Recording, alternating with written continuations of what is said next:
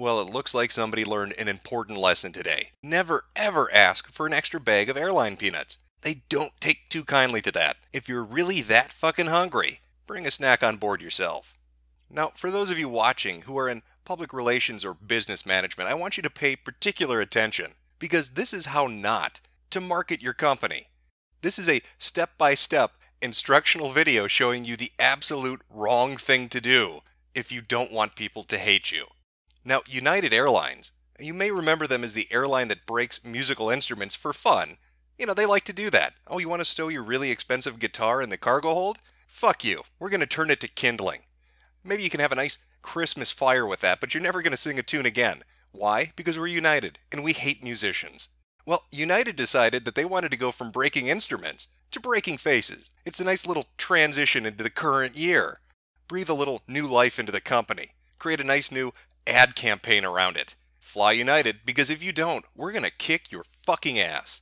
So our story begins on a United Airlines flight, where 4 standby passengers who happen to be employees of the airline decided they wanted to get on.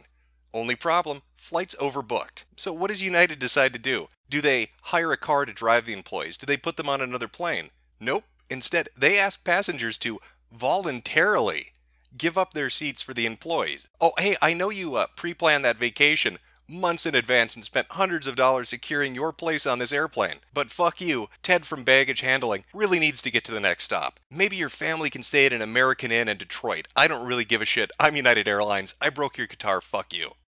And wouldn't you know it, the customers weren't exactly thrilled with the proposition. Hey, anybody want to volunteer to get fucked out of what they paid for? What, no takers? So the airline decided to choose for them. They randomly went up to people and said, hey, guess what? Fuck you, get off the plane. Now, the first 3 people did. The last one did not. And how'd that turn out for him? Well, let's look at the video. Can't they run a car for the pilots and have them drive? Oh my God! Hey,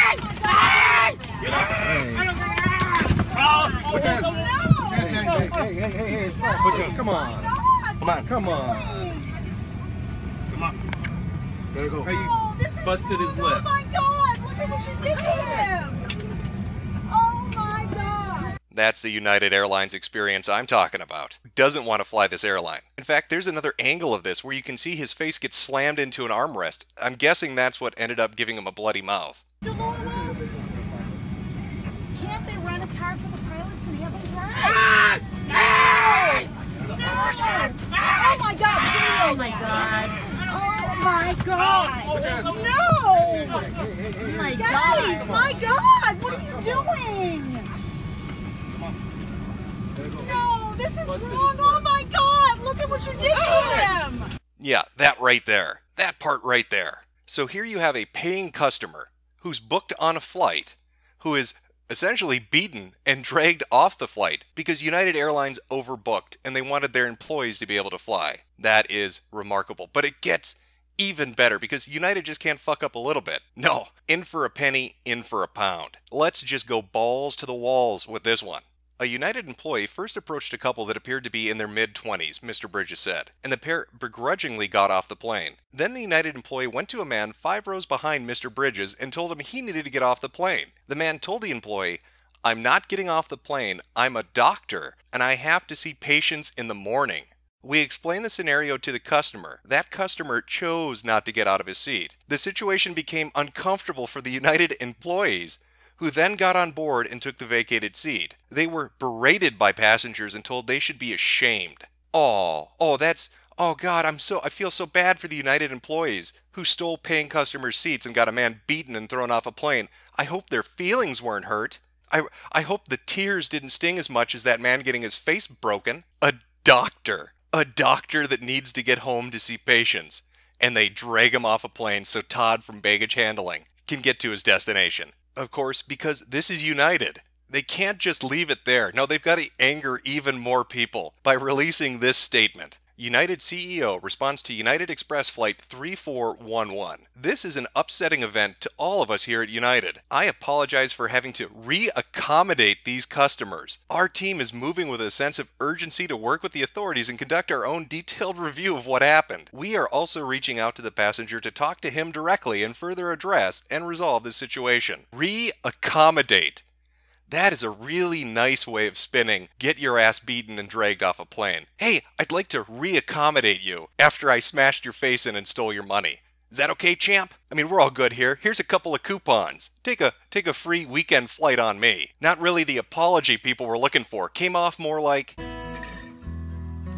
Sorry. So you could imagine, people got a little bit upset.